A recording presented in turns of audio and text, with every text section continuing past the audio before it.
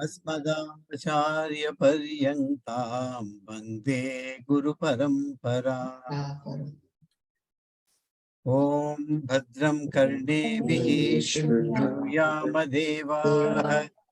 भद्रं पश्येमाक्षभिर्यजत्राः स्थिरैरङ्गैः सुष्ठुवागं स्वस्तनोभिः व्यशेम देवहितं यदायुः स्वस्ति न इन्द्रो वृद्धश्रवाः स्वस्ति न पूषा विश्ववेदाः स्वस्ति नस्तार्क्ष्यो अरिष्टनेमिः स्वस्ति नो बृहस्पतिर्ददातु ॐ शान्ति शान्ति शान्तिः हरिः ओम् श्रीगुरुभ्यो नमः हरिः ओम्।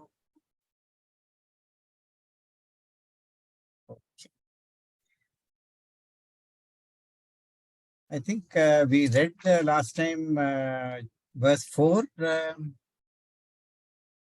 Yes. Yeah. Okay. So, just to make sure, are there any questions from anybody on verse on the question 3 that we are going through?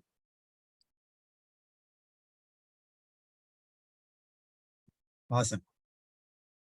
Okay. So generally, what we are going through is one particular statement which says that prana to Atman is like shadow to a human being, a man. Yeah? That is the statement that is made. And what we mentioned is that this particular statement actually indicates that the so-called creation of the prana, that means the creation in general that we are talking about, doesn't have a reality of its own. And ShankarJi and Vyas Bhagwan and all others who actually brought out this Advaita Vedanta as a concept actually talks about or takes such statements from the Upanishads to propose something called Vivartavada as the creation I mentioned. Yeah. So till then, most popular were Parinamavada used to be there in terms of telling that something which was there before and it changed to become something else. So what was there before, it is not there anymore, and or even partly it was not there anymore, and in turn a creation came into picture, which used to indicate that both the creator and created have the same status of reality. What we say in Vivartavada is no, that is not correct, because once the Upanishads start making statements like that, it is equivalent to a shadow to the Atman, shadow and the real person who is creating so-called the shadow, really speaking, does not have the same status. The shadow is totally dependent on for its existence on the original, whereas the original, the human being, is not depending on the shadow for its existence. So very existential reality is different for the human being and the shadow. Similarly, the existential reality between the Atman and the prana is equivalent to that. That means prana's creation, it is purely depending on the Atman, whereas Atman's existence is not depending on the prana. Very important in the sense that if example of that our snake rope example, the existence of rope is not dependent on the snake. If my illusion of the snake goes away, snake is not there, but rope continues to exist. Whereas if rope is not there, snake can never get created to start with. So that is the variation or the difference that we are seeing. Now, in terms of Atma, Prana that we are talking about, generally, when we talk about Advaita Vedanta, there are certain terms that we normally use in terms of the creation. When we say we use, the Upanishads come out with certain sequence of the creation that we normally go through.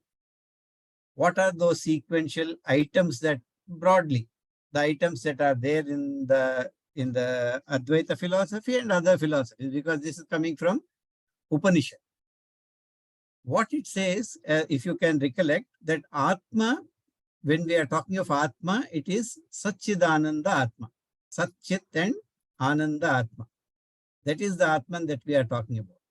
Now, this Satchidananda Atma, when we talk about that particular aspect, it is the consciousness awareness principle that exists. And we normally attach it with this Atman with Ishvara. So Ishvara is the Atman, the self, and that self and the Jivatma, the self within me, I feel as ego, they are one and the same, is what the Mahavakyas tell us. When I say, Aham Brahmasmi, yeah, or all the four Mahavakyas you take, all of them, Tattvamasi, Tat Tattvam Asi, all, both that and me, one and the same. When we talk about these things, we are really talking about that Satchidananda Atma and Jivatma being of same nature. Yeah, they are not same, but they are of similar nature. And because they are similar nature, the Mahavakyas come into picture. Although it may not be my experience right now, but Mahavakyas tell me that they are both the same. Now this Satchit Ananda Atma is what creating the shadow of prana. That is what is being told here. Yeah. But when we go through, let us say, Taittiriya Upanishad or Chandogya Upanishad, which gives the creation process that got through, it talks about Maya. Yeah, we all are aware of Maya. We are aware of Brahman. Brahman with Maya as Upadhi creates the first entity called Ishvara. That is clear. So Maya gets created first. Now that Maya, when the Ishvara gets created, we talk about that Satchit Ananda Atma gets created in that sense. But since the Satchidananda Atma has got full knowledge about its own reality, it doesn't have any illusion. So Ishvara becomes the Maya Pati. He is in charge of Maya. Maya is there, which is of nature of ignorance in a sense, but Ishvara is not confused at all. Ishvara is fully aware of his own reality, that he is equivalent to Brahman. So once you become Ishvara, you are equivalent to Brahman, because there is no confusion as far as Ishvara. Shankarji, 1 minute. But when we say Maya, and Maya also has the Sattvic Tattva in that, right? Sattva, Rajas and Tamas. 3 It is tattvas Maya. are there. The Sattva is itself closer to Brahman, right? So Sattva itself is closer to Ishvara. Okay, not Brahman. Brahman doesn't have any gunas. Brahman doesn't have anything. There is nothing other than Brahman. Okay. So in a way, Maya also knows that I am Maya. Maya is an inert object. Maya doesn't have any awareness principle, so to say. It is that particular Brahman in the presence of the Maya reflects as Ishvara. So without Brahman, there is no Ishvara possible. Maya is a created illusive entity. Maya is not part of Brahman. Maya is also part of created illusive entity. We do talk about Maya Shakti, and Maya becomes the mother, Maya becomes the Prakriti, but that is all because of the power of Brahman behind the Maya. Maya is also a reflective surface in which when Brahman reflects, it becomes a Shakti, it becomes Prakriti, it becomes the mother. And that mother in turn, we say, creates the entire creation or the entities that follow, including Ishvara. So Maya becomes very powerful in that sense, because it is the first reflective inert entity in which Brahman is reflecting. Creating the first creation possible, we say Ishvara, but then Maya becomes the first created entity in that sense, which is we refer to as the Shakti. I hope it is clear. So without Yes, Brahman, thank you. there is nothing else in terms of the creation to start with. But we don't talk about mothers, this one, because mother then becomes part of Ishvara. Even when entire Srishti is withdrawn, becomes Laya, this mother means that particular Maya and the Brahman, those are the two entities that always remain, they say. But in that particular state, Maya is in complete, there is no ripples in Maya. So all the three gunas are in Samatva. Yeah. And that is the reason why there is no creation, so to say. So when they talk about in Saundarya Lahari, for example, mothers, just a look at that particular thing actually creates the entire creation comes about, manifests, is that the three gunas are not in tandem anymore. And that is the reason for the projection of the entire creation is how we come out with. Okay. Now, why I'm telling all this is, next things that get created out of the Maya Shakti means Brahman with Maya, Ishvara gets created, and with Ishvara's power and Maya's power. That means the 5 tanmatras get created first. Akashaha, Vayuhu, Agnihi, Apaha, Prithvi. So it is the space, air or Vayu, and fire, water, and earth. These tanmatra at a subtle level, not the gross entities that we are looking at, but at a subtle level, these entities get created first. And broadly, I'm telling, there is at a samashti level, at a vyashti level, you will find these things. But broadly, what gets created next is with the 5 sattvic guna, 5 elements, sattva guna together, the antakarana gets created. The mind gets created, so to say. Yeah. So intellect, mind, ego, and chitta, the memory aspect, all 4 of them get created with the sattva aspect of all the 5 elements, the subtle elements, tanmatra as we call them. Okay. Now, with the rajoguna of the 5 elements put together, the rajoguna of the 5 elements put together, prana gets created. So I'm just telling you the sequence where prana lies. Prana is in a very lower this one. So when we talk about that prana is the shadow of Atman, it is not shadow of Maya. Maya's existence is a prerequisite for prana to get created. Without Maya, there is no elements. Without elements, without Rajoguna, there is no prana. So Atma there is pretty clear when we are talking about that is Satchidananda Atma, and prana is, so to say, a shadow of Atma, not Maya. I'm just giving more clarity in terms of the terms that we are talking about, because when we move forward, you will then see that no longer prana, even at that level, is being considered. Something higher will be talked about. So this is a kind of learning. When we go from a lower level to the higher level, we are looking at how to eliminate at each level. Yeah. Now, another important aspect is right from Maya, whether it is Maya, whether it is Ishvara, whether it is Tanmatra, whether it is the mind, that is Antakarana with the Sattva Guna, or when we talk about Prana, all of them are reflecting mediums, and further down, even the gross body.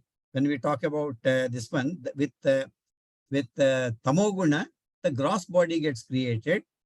All of them, if they have a semblance of awareness, semblance of consciousness, it is all because of the original Atman. So although we say prana is like shadow, now you can extend them to all the other aspects where the self is felt. So like we are telling, prana is the shadow of Atma, mind is the shadow of the Atma, Ishvara is the shadow of Atma, Tanmatras are shadow of Atma, our body is shadow of Atma. Because everywhere we are feeling that consciousness, wherever that consciousness there, consciousness doesn't belong to any of these inert objects. Consciousness always belongs to that particular Brahman, that awareness principle that is enlivening. It is there everywhere. It is in and through the entire creation. And that is why we say the Brahman is infinite by nature. In and through entire creation is that particular this one. Only thing is we are seeing that in a different light depending upon the envelopment, depending upon the upadhi.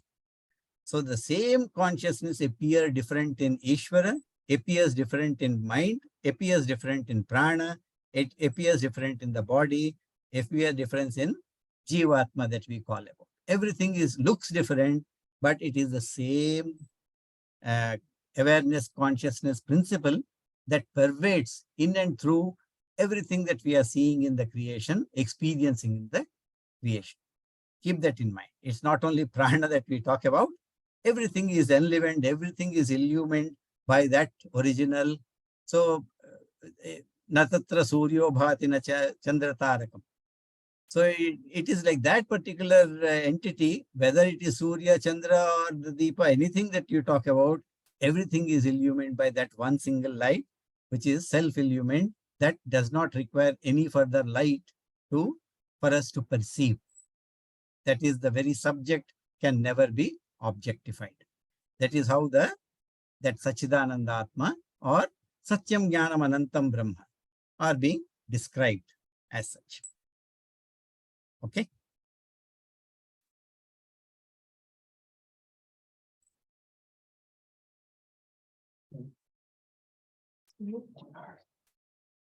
Does it make sense? Yes. Why I became purple in color? Okay, you can hear me clearly? Yeah, we can hear you. Oh, then it's okay. Okay. So, it is like, the sunlight that comes through. For example, when the sunlight is coming through the space, like how we are experiencing sunlight, so to say, on the earth, for example, where the light and the heat are very properties that the we experience sun as. Yeah. In the space, it is just a radiation. It's completely dark. You don't see any light there. Yeah. How we know? Because we traveled in the space, we know everything is pretty dark there. However, somehow that radiation, when it comes in contact with a solid object, whether it is a planet, whether it is a moon, whether it is a satellite, or whether it is Earth that we talk about. Planet is part of the Earth system, but experientially, we experience planets differently from how we experience the Earth, so to say. When such an object comes in the path of that radiation, the same radiation appears different. So when it enters the atmosphere that envelops the earth, for example, the same sunlight start appearing different. It scatters. No longer the radiation is flowing in the same straight line, but somehow it scatters, because of which the sky appears blue to us. Really speaking, there is no sky, there is nothing there appearing there in the blue, but we experience that as if it is blue color. The same sunlight, when it comes down, passes through the cloud. And if there happens to be some water particles there, it splits into 7. We experience the Indradhanush, the rainbow. Same sunlight, no change, Only thing is it is passing through some water drops and its nature of our experience changes. The same sunlight falls on the earth. We experience it as the heat. We experience as the light. Same sunlight, if it is passing through a lake, the lake makes the light appear diffused. The radiation, the heat becomes less. The experience of that same sunlight looks as if it is different. And if it happens that the lake is very dirty at the bottom, then the light becomes almost invisible. Same sunlight, depending on the upadhi, experience and appearance varies as such we are talking about.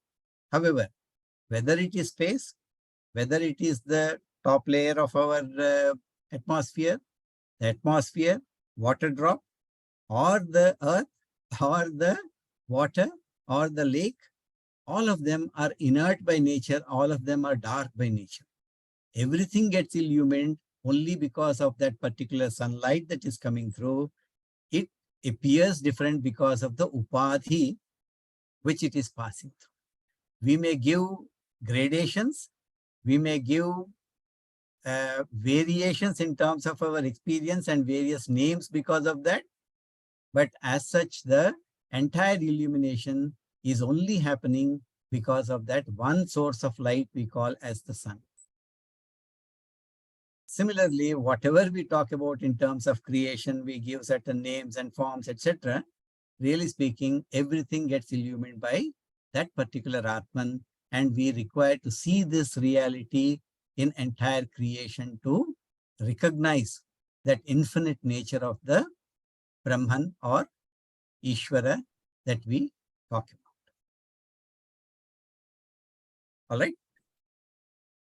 Now, why this is important is unless we understand the nature of the terms that we are talking about, it is very difficult for us to understand the real path of the sadhana that we require to do. So what they say, you can actually realize the Brahman through names and forms. You don't really require the sadhana to go inside and look at your subtle body, etc., etc. The name and form is the upadhi. If you take them out and you can recognize the Brahman within the names and forms, then that can be your path. If you say, no, names and forms are pretty difficult for me to recognize the Ishvara in them because I cannot see them, they are inert, then they say, okay, come inside. You are not inert, you are sentient, and you are not, you don't have any doubts with respect to it. You may have a doubt whether other is equally sentient or conscious or not, but you have pretty good confidence that you are sentient. So you recognize Ishvara within you. That is why the internal sadhana becomes important. So any upadhi, you remove the upadhi, the Brahman is evident. Brahman is self-evident when you remove the upadhi, is how we talk about in terms of sadhana. That's why so many methods are there. Pancha Kosha Viveka, or three Sharira analysis that you do. Or you generally say that, no, all this is not required. I'm not looking at, I'm looking only at my intellect and mind, and I recognize the consciousness entity within as the Ishvara, as the Brahman. Yeah, sure, please do that. Any of the path is okay, because world, everywhere, the illumination, if it is there, awareness principle, if it is there, it is nothing but that Brahman. All you require to do is to remove the upadhi and recognize the Ishvara. That's why we say everywhere Ishvara. All. So next what we did, 3.4, we have read. Yatha Samradevadhikrita. So like an emperor, we said, like an emperor appoints his officers, Prana appoints the different aspects of Prana, the divisions of Prana. What we said, those divisions are Prana, Apana, Samana, Vyana, and Udana. So these are appointed by the Prana, the reflecting ego that we talk about, and it gets the work done through these upapranas at by residing in different places. Just like emperor appoints the officers in different places in his kingdom and gets his work done through them, administrative work, all types of different work that they are required to do. They are allowed to do, they are given powers to do. So including collection of taxes, for example, they have that right, which then will be taken back to the king, and king will use it appropriately where it is required. A good king, if he's there, suppose in a country like India, for example, there are few places which are very fertile. We have a wheat bowl in Punjab and sugarcane, this one in Maharashtra, cotton in Bengal, rice in the southern part of India, etc., etc. But a central government, when they procure these so-called this ones through the taxes they collect in the current day situation, if there is a rice requirement in Punjab or in other parts of the North India where rice is not there, rice from Andhra Pradesh or Telangana will go there. Similarly, in the south, there is a requirement of wheat, it comes down to the south. So where the requirement is there the aspects of the collected form will go to individual places, so to say. Yeah, but a power that is created in south of India, for example, will have not only the responsibility to do its job in terms of collecting the rice, it has also got the responsibility to make sure that it goes to the central government, which will then be segregated and given to other places where the requirement is there for good functioning of the country. Similarly, when we talk about in a body, these pranas are given upapranas, that is prana, apana, samana, vyana, udana. Although operating at specific places, they have certain central responsibility as well in terms of giving the aspects that they are doing equally available to all parts of the body. Now, samana is the one which actually does that, but we will see that in the next couple of verses. Okay.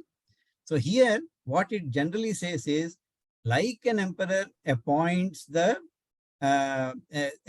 officers at different places and give them power to operate, prana here divides itself into 5, asks them to stay at certain places and operate from there and give that particular aspect to everywhere in the body where the requirements is there.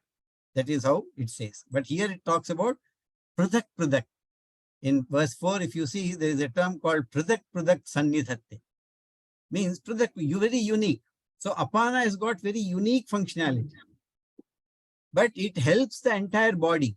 For example, if your apana vayu becomes bad, and you are not able to pass on the waste out of the body, it not only affects that particular lower section, it affects everywhere. Your mind stops working, your thoughts are not there, you become sick, you can become a situation can be very bad. Everything gets affected. By doing its work predominantly at the lower end of the body, the apana vayu not only takes care of that particular function, but it also helps the entire body to be healthy. Yeah, we will come to that, but it is pradak pradak. Everything appears to be very unique, distinct functions. These pranas are functioning, but they are evident at certain places more.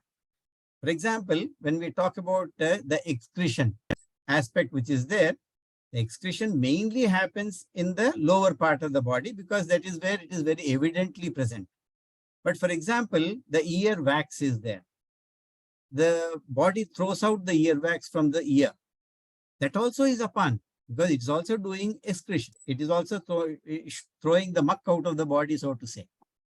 Similarly, nose, etc., everywhere that can be there, but predominantly it is available at the lower end of the body. Yeah. So in the fifth verse, did we read fifth verse? Anybody remembers? Payupastha pani. No, we Okay, just let us read read. and We'll read that anyway. Payupasthe panam Ayupaste panam. chakshuhu stotre Chakshu stotre. mukanasikabhyam Mukhanasikakyam pranasvayam pranasvayam pratisthate pratisthate madhye tu samanaha madhye tu samanaha yesha yetat esha etat dhutam annam utam anam samam nayati samam nayati tasmadetaha tasmadetah sorry tasmadetah sapta archisho saptarchishu bhavanti. bhavanti. Okay. So here in the previous verse, we did say that it divided into prana, apana, vyana, samana, udana. But in that verse, really that particular discussion didn't come about. So now he is bringing out what are those 5 prathak aspects which prana is appointed. So very clearly he is talking about the apana vayu. Payu upastha apana. Apana vayu, payu upastha. Payu upastha are the organs of excretion that we talk about at the bottom. Yeah.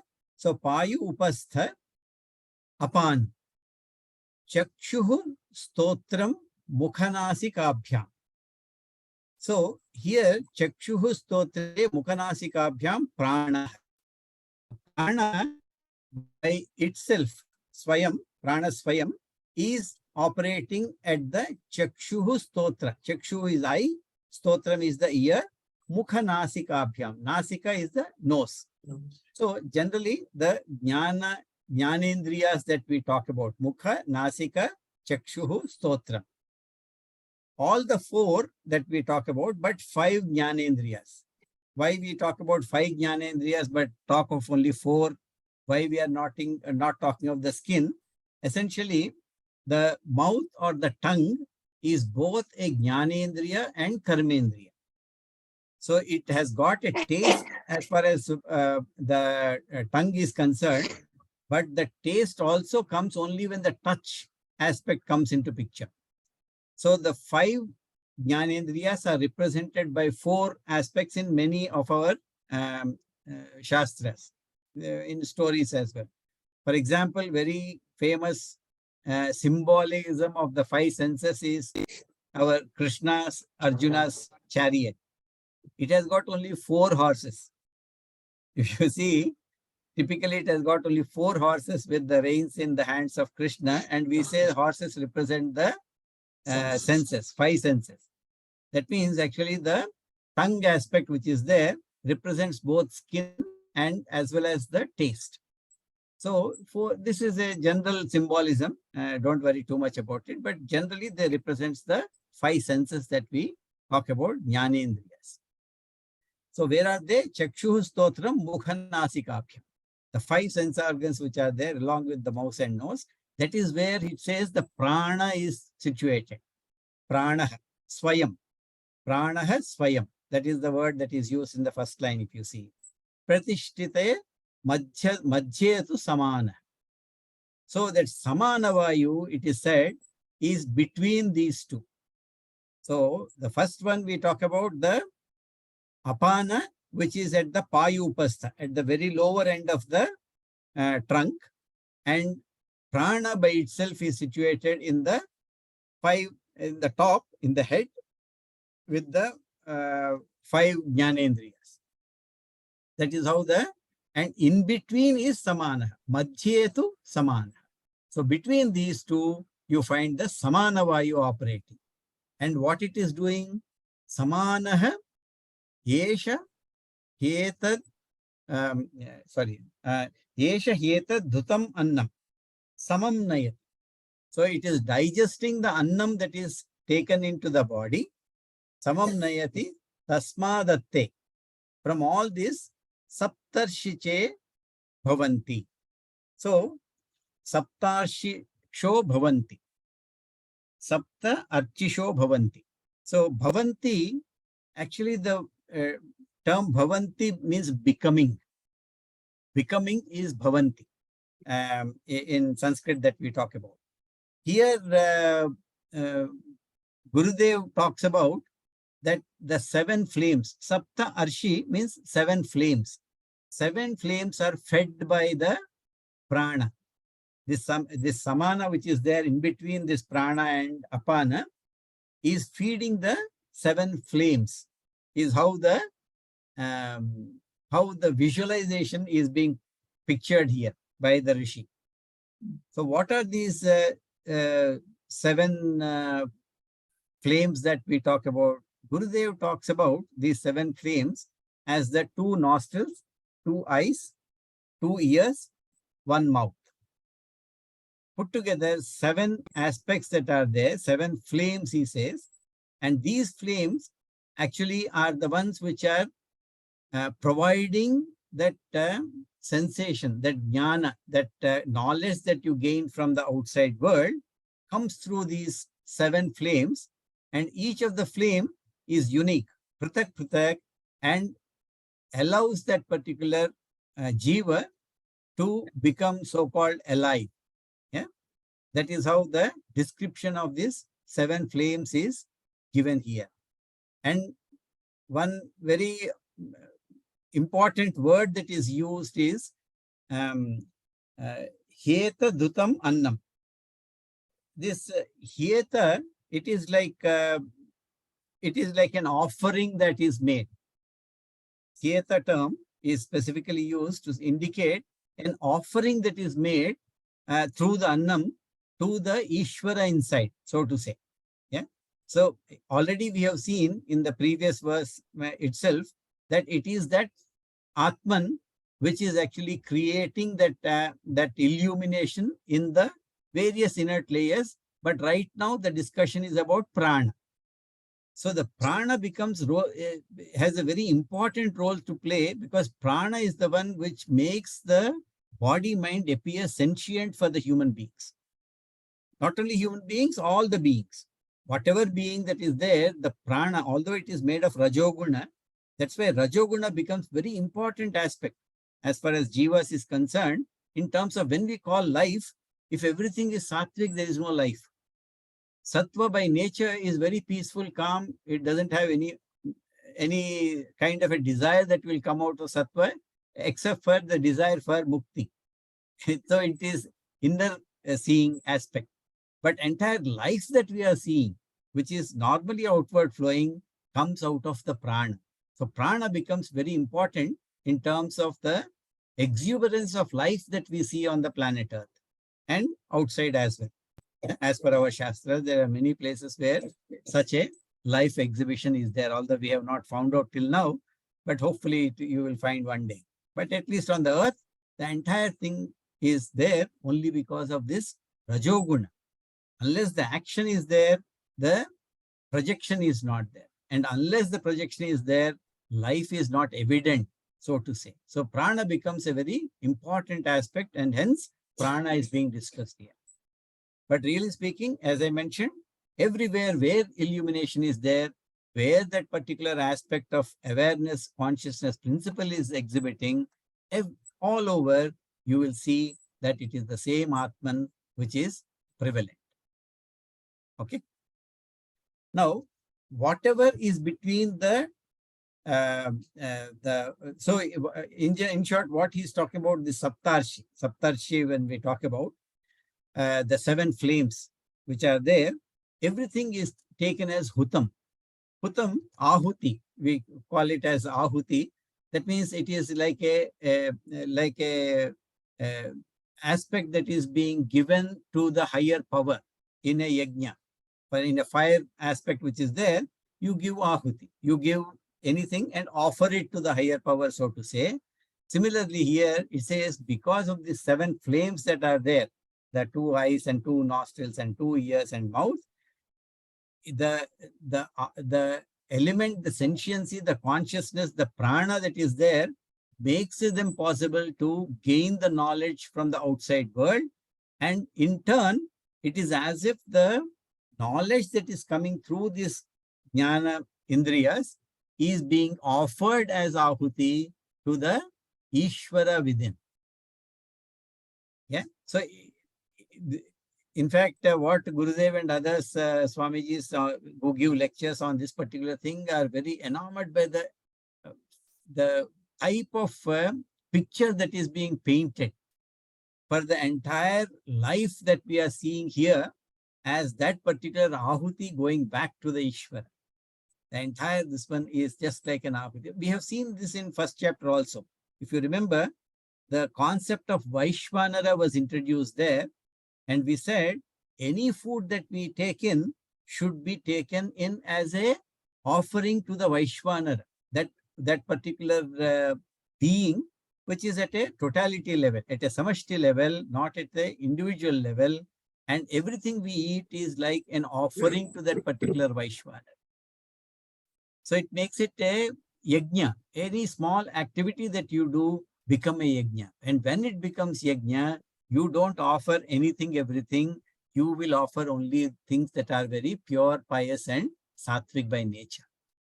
The moment you bring in that type of a bhakti, that type of a feeling, automatically your life becomes very sattvic automatically by nature. So here, Gurudev says that if you take that the 5 senses that are there, jnanendriyas that are there, if you are offering, if you are taking them as a huti, means ahuti, to that Ishvara behind, that prana behind you, who is nothing but the Atman, automatically what you bring in from outside world through these 5 jnanendriyas, and obviously the karmendriyas follow them, automatically your life becomes very pious by nature automatically. It is the vision that is being presented here for a student who has come to Rishi Pippalada to learn the intricate aspects of that Atman. He wants to find out that, so he is developing that type of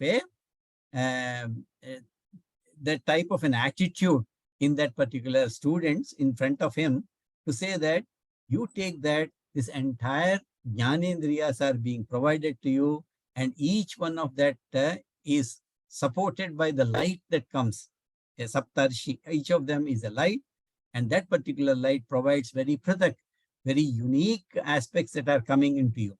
Means if suppose the eye is there, it cannot hear. Ear is there, it cannot see. Each one of them very unique, but everything come together, it becomes lot of sense in terms of totality of the object knowledge that you are gaining, and each of them you take it as ahuti to the inner power, the inner prana, the inner Atman, and your life then will lead to a particular direction. Yeah. How we know that? In the following verse, when we talk about individual aspects of Udana and Jnana, we will come to know. So in this particular thing, we have seen only the Apana, Prana, and Samana being described here. Yeah. And it also says that Annam that is given here, Samam Nayati. The Samana Prana actually carries this, and this 7 saptarshi, when we talk about the 7 flames, it says equally it distributes throughout the body. It equally distributes. So Samana is the prana which actually is distributing also, not only digesting, but distributing this power in equal measure to every aspect of this one, and especially to the 7 flames that we talk about, or jnanendriyas that we talk about.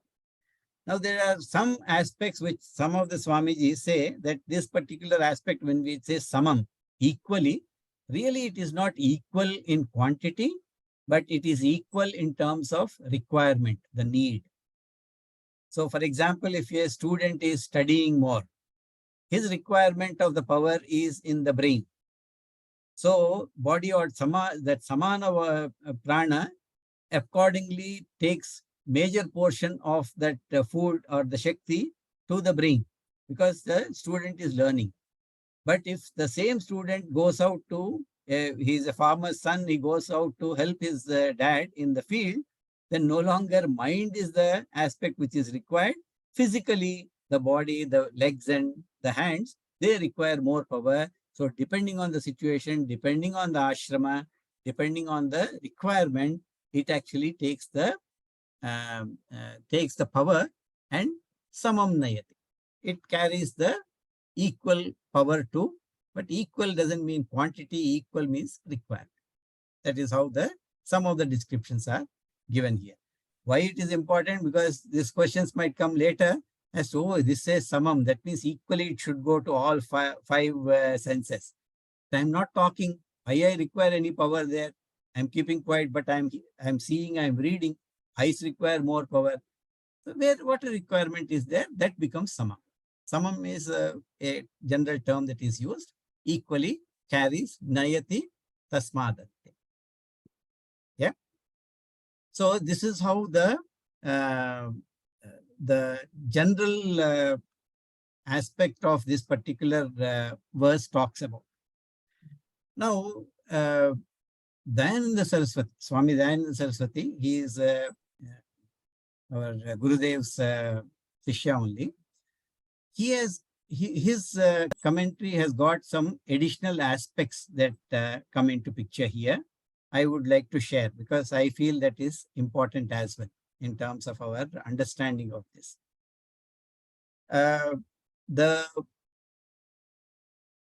The Prashnopanishad, as I mentioned, is Brahmana Upanishad of the Mundaka. Now, to understand this Saptarshi term, Dayananda says that there is a verse in Mundaka Upanishad 2.1.8, which actually talks about Sapta Pranaha Prabhavanti Tasmat Saptarshicha Samidha Sapta Homaha. So it actually talks about Homa there. Homa means Hutam that we talked about in this verse.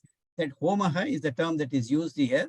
Sapta ime loka yeshu charanti pranaha guhashaya nihitam sapta sapta. So this is the term, actually the original Mantra Upanishad talked about. This word, that Saptarshi, very important. Hutam word is taken as Ahuti there. Homaha is there. So he links these two. He says this particular verse in Prashnopanishad actually is referring to this particular verse in Mundaka and trying to explain it in a different terminology. Now, there in Saptarshi that we talk about, Dayananda actually talks about these Saptarshi as the 7 chakras. The 7 energy chakras are the ones where the flames that we talk about are the aspects that are there in terms of this. So when you take that as the 7 chakras of energy that sustains this entire body, Apana operates at the bottom, means that maybe Swadhisthana and Muladhara chakras is the where the Apana Vayu operates. And the top portion, that is at the Ajna chakra, is where the prana operates on Swayam. By itself, prana operates there.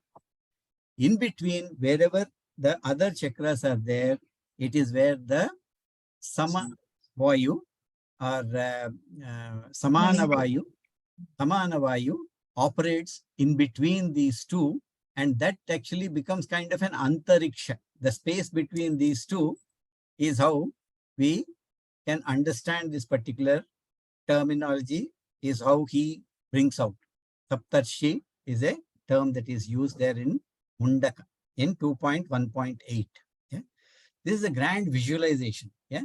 In terms of understanding the entire concept of jnana that we are bringing in, the food that we are taking in, everything is actually a hutam, a homam. The terms that are used are very, very significant in terms of improving or how a student's life should be, how a student's attitude should be, to even day-to-day activities actually are defined by this particular verses, is how the Swamiji's talk about. Yeah, Sapta Homaha. So at a worldly level, that is everything that we eat should be a Naivedyam to the inner Ishvara. Anything that we bring in terms of knowledge should be a Naivedya to the inner Ishvara. So this term actually talks about that Guhacharam, Guhashaya Nihitam. And this Guhashaya is a term that comes again in many Upanishads, wherein we say that that particular spark of consciousness is inside each and every one of them. And we talk about as Guha. Guha is the cave. The cave inside is nothing but the heart inside. Hrudi Guha. Atma Bodha talks about Hrudi Guha. So this particular terminology comes through and through, whether it is right from people or the Pippalada, Rishi Pippalada, right up to Shankara. Everybody uses this Hrudi Guha as the place where the Ishvara, individual Ishvara is sitting in each one of you. We will see that because in the next few verses, we do come across this verse even here. Hrudiyesha Atma. So we talked about Atma, but where is this Atma? We may think that prana is the Atma, shadow of Atma means Atma is somewhere else and prana is inside me. No, no, no. He says Hrudiyesha Atma. Next verse itself talks about that particular Atma, nowhere he is residing in the Hrudi. So this particular verse talks about Guhashaya Nihitam Sapta Sapta. So sitting in you in that particular heart, it's not the physical heart, but when we say me, automatically the hand goes to the chest. So it says that is where your Golaka for the Atman is there. Like for example, Golaka for the eye is the physical eye that is there. Yeah, that is actually Golaka is inert thing. But somehow from inside, that particular aspect of consciousness enlivens these eyes so that eyes become operational for you to see. Somehow sitting in the Guha, that particular Ishvara is enlivening your ears so that you are able to hear and bring in the knowledge of the sound. When that particular Ishvara is doing all that, if you take that anything that comes inside through these powers that it is illumining as a hutam, as a ahuti, as a homam to that particular Ishvara sitting inside you, your life becomes a sadhaka and your entire thing will become a sadhana. Full life. Whatever activity you take up will become a activity of homam. Yeah. So this Antaryami Ishvara is what we talk about. And Samana Vayu operates between the Mooladhara and the Agnya Chakra, all the 4 chakras. Actually, they are nothing but the subtle body aspects and the causal body aspects that are there in you. Everything should become a homam to that particular Ishvara sitting in the heart of your life. Okay, we will read the next verse. Yeah.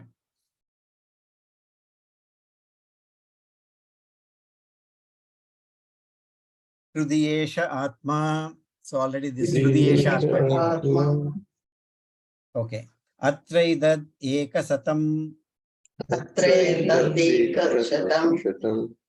Nadinam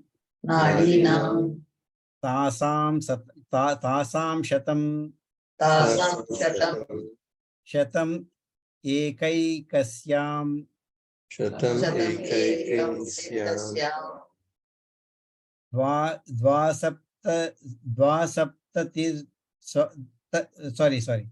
Dvasaptatir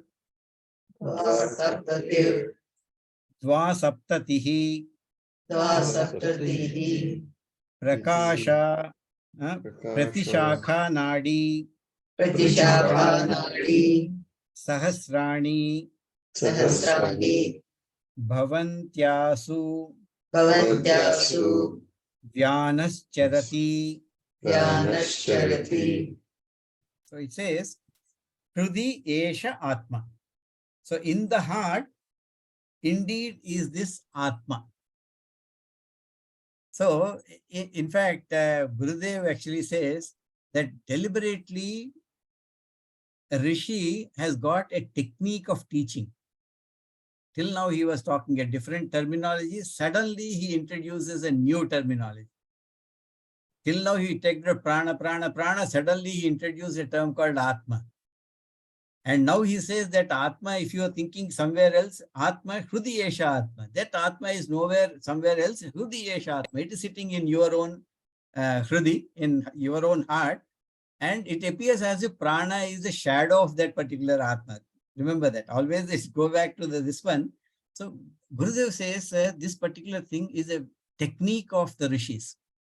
It is to kind of test the students whether they are alert in terms by introducing suddenly a new concept, as if a tangent is going somewhere. Till now you are telling prana, prana, prana, everything. Suddenly Atma comes into picture, and Atma somewhere is not there, it is inside you.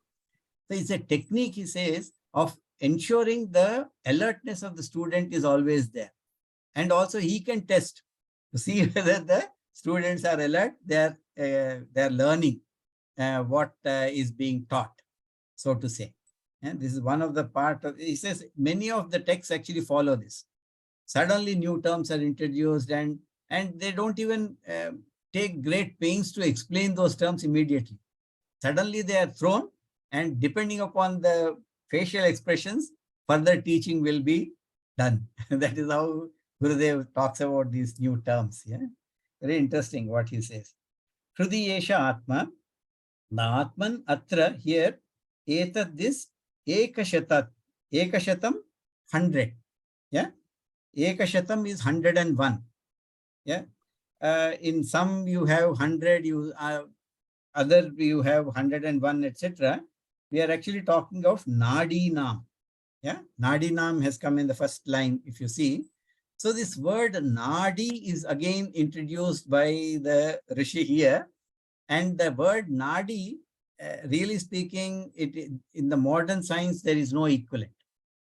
We can say they are nerves, we can say they are arteries, we can say they are other smaller vessels, blood vessels that are carried, or you can even say they are like certain aspects which carries the mental energies around. But really speaking, there is no translation as far as the Nadi term is there in our Shastras. What are the veins? When they That's what say I'm telling, veins. Yeah. So we are talking of nerves, veins and all. Nothing actually represents this particular Nadi. Okay. Yeah, Nadi is Nadi.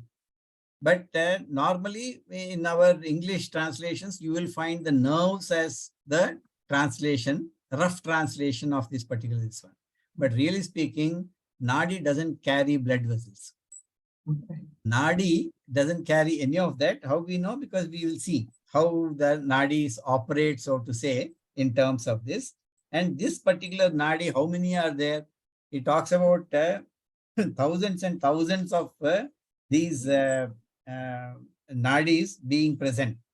So it talks about initially there are 101 Nadi, and each one again split into 101, and then 72,000 of these Nadis come out of those particular this one. So we are talking about 100 into 100 into 72,000 into 72,000. That is how the calculations go about in terms of the total number of so-called Nadis that are present.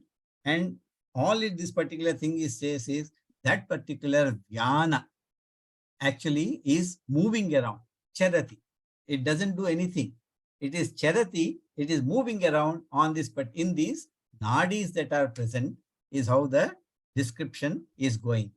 This Atman is indeed in the heart, is the translation that is giving, I'm reading.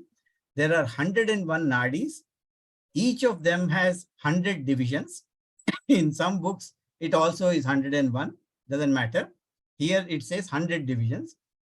And again, every one of these branches is divided into 72,000 sub-branches, and in these nadis, the Vyana moves about.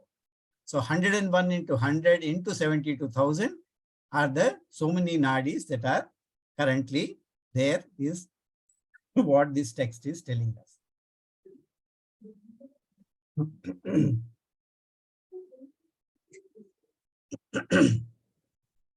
Okay. Again, as usual, new terms that are introduced in this particular verse as well. Hrudiyesha Atma, Golaka. Our text actually talks about, Gurudev talks about when he describes that this particular Hrudiyesha Atma is indicated that Hrudi, the heart, is the Golaka for the Atman. And here he talks about this Atman is not really the Sachidananda Atma. Gurudev talks about this Atman that we are talking about is the ego center that get created because of the original Atma. So it's the Jivatma that he talks about, and this Jivatma is reflected in your mind, the Antakarana, and the entire Antakarana, the Golaka is the heart. The seeing power, Golaka is the eye, ear is the Golaka for the sound aspect that are there. Similarly, the mind. So when you go to sleep, what will happen to the mind? Whether it resides in your brain or whether it is also withdrawn. Like you are slept off and your eyes are open. Some people sleep with their eye open, but they can't see anything. Otherwise, they cannot sleep. Eye is open, Golaka is open, functionality is not reduced. However, the seeing power is withdrawn into the mind. So my eyes become Golaka, the mind becomes the substratum for that particular power. Here it says the mind, when you go to deep sleep, mind is withdrawn. So where it is withdrawn, it is not sitting in your brain, it comes and sits in your heart. Heart is the Golaka. So Hrudiyesha Atma. And this Atma is not that Sachidananda Atma, it is your Jivatma is how the description for this particular verse is normally given. Okay? But again, we need to understand from time to time, different Vedanta scholars give different meanings to many of these terms that we normally use. Yeah. For example, Vidyaranya in Panchadashi goes to great extent to describe this Hrudi Guha that many of the Upanishads talk about. And he says this Hrudi Guha is nothing but the Panchakosha. In Panchakosha Viveka, Swami Vidyaranya says this Hrudi Guha is not only a heart of physical heart that we talk about. This Hrudi Guha is the Panchakoshas that are there inside you. All of them together becomes the cave, so to say, for the sentiency, for the consciousness, for the awareness principle to reside, so to say. I was just thinking, is it not the Anahat Chakra? Not one chakra, so to say. Chakra is where the energy, the original energy, so to say, actually resides. But the experientially, it is the koshas where the reflected consciousness is enlivened or experienced by all of us. So Vidyaranyji talks about koshas as where the internal Ishvara resides. You're right. It can be Anahata Chakra, but it is all the 6 chakras that we talk about that sustains these koshas. That is where I was more thinking about the Atma, and the Atma. So, I mean, when anyone says me, and you just normally your hand goes to the heart with Anahata. And that Anahata is where the Jivatma, I mean, I think we try to put too much emphasis on the physical location, but it is also the unstruck sound. And perhaps, I mean, I'm just trying to understand in my own head that is it there where the Jivatma perhaps resides? The mind does not reside anywhere. The mind has no place. It is all the time, everywhere. So when when we talk about Golaka, for example, it is not that it resides there when other aspects of you are awake. So as I mentioned, in the deep sleep, when the mind withdraws, the heart becomes the Golaka. You may say Anahata Chakra becomes the Golaka for that in terms of the where it comes and resides during that time. So your mind doesn't function. Yeah. So the entire, it is as if the entire this one is being withdrawn from the mind, from the intellect, from the other aspects of the mind, it comes and sits in the heart. Why heart? Because even when you go into deep sleep, heart continues to function. Yeah. So that is the reason we say that it becomes the Golaka, because it is functioning. So it must be sitting there, keeping you alive, but at the same time giving rest to the mind, intellect, chitta, and the ego. Nothing is there. Everything is in laya. Everything is withdrawn. But when we talk about the Ishvara, internal Ishvara, is the Hrudi Guha that we talk about, not necessarily only in the deep sleep. When you are fully awake, what will happen? Your mind gets enlivened, everything gets enlivened, all the 5 koshas come to life, so to say, and that is where the inner Ishvara resides. And that is when actually the life is evident to us. In deep sleep, life is not evident, although that particular Golaka is temporarily holding the pranas, you can mention. You can say that. We will go into this a bit more in terms of the Vyana, because if you see here, normally how we talk about Vyana is the one which actually sustains the circulation, and Vyana is the one which actually takes the energy and distributes it to different parts of the body. That is the general term that we normally use. But here, very clear in the previous verse in 5, we heard it is Samana which distributes. Samam Nayati. Very clear in terms of this. And when it comes to Vyana, it doesn't define anything as to what Vyana is doing. It only says Vyana moves about in this mysterious nadis, which are, as per the calculation, 72 crores, 72 lakhs, 10,000 and 201. When you multiply all those numbers is what Gurudev has mentioned here. So so many nadis, so-called nadis, Vyana is simply moving around them. It is Charanti. That's all is mentioned as far as Vyana's utility is concerned in this particular text. We will explore this a bit more and then see most important as to Udana. Still remember, Udana is not mentioned till now. We have only talked about Apana, Samana, Prana. Now Vyana has come. In the next one, we will talk about Udana Prana as to what its function is. Udana in general is Utjana, means it going upwards. So that particular prana which is going upwards, pulling you upwards, is what is Udana Prana is. We will see what the text will tell in the next class. Okay. Om Purnamada Purnamidam Purnat Purnamudachyate Purnasya Purnamadhaya Purnameva Vasishyate. Om Shanti Shanti Shanti Harihi Om Shri Gurubhyo Namaha Harihi Om.